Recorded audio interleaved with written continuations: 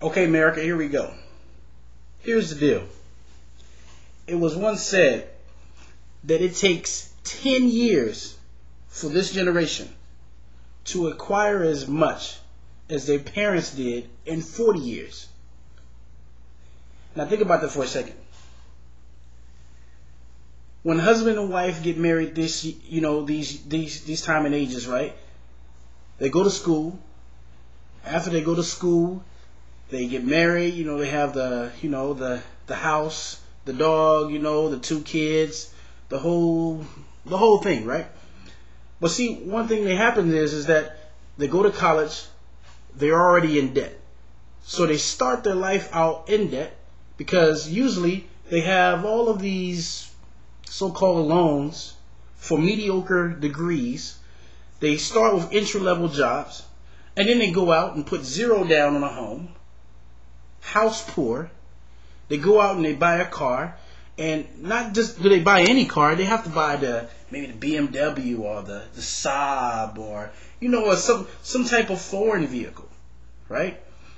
Eat out every day because they don't have time to cook or things like this, and go out to expensive restaurants, hang out with their friends, just this cycle.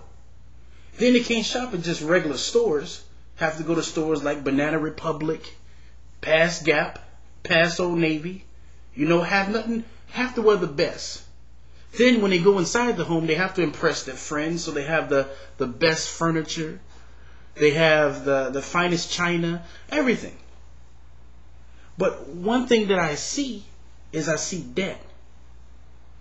They save things like $50 a month, mediocre savings, And I can see how they pile themselves up in debt. And then all of a sudden when the tidal wave comes, they have no answers. But see, the reason why I'm talking about this today is because something happened to me. You see, I bought a vehicle, and this vehicle was $3,100. Because a car is a bad investment. I don't want a car payment. I don't want to continue to pay car payments month after month after month. And then when the car breaks down, then you have to still make car payments. No. When I buy a car, a brand new car, because trust me, I want one. I want to be a millionaire.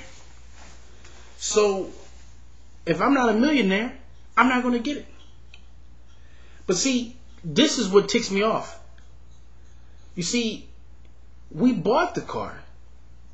Then we had people comment on the car and say, oh my gosh, it's a piece of shit, car isn't that great, and all this other kind of stuff, why are you driving such a car?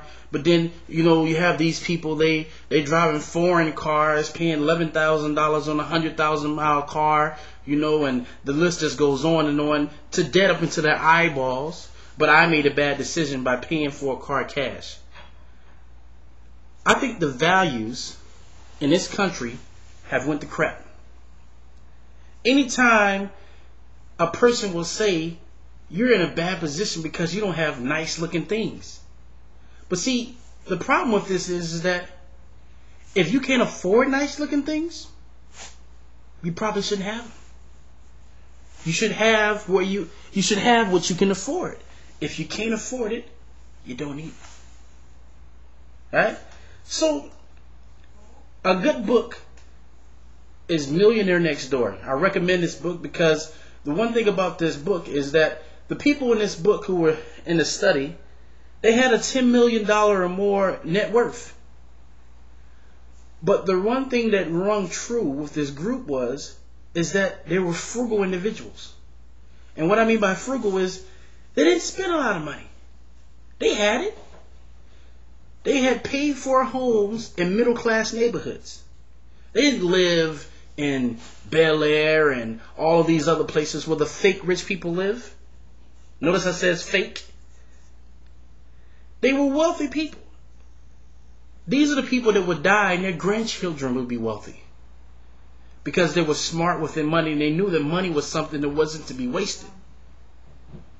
So what I'm saying to you and myself, not just to America as if I'm totally out of the picture because I had to learn from my mistakes. I just want to say one thing. Wake up! Wake up before it's too late.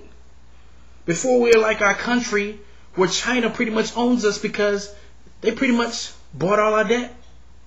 We're in debt. So my only advice is, if you can't afford it, don't get it.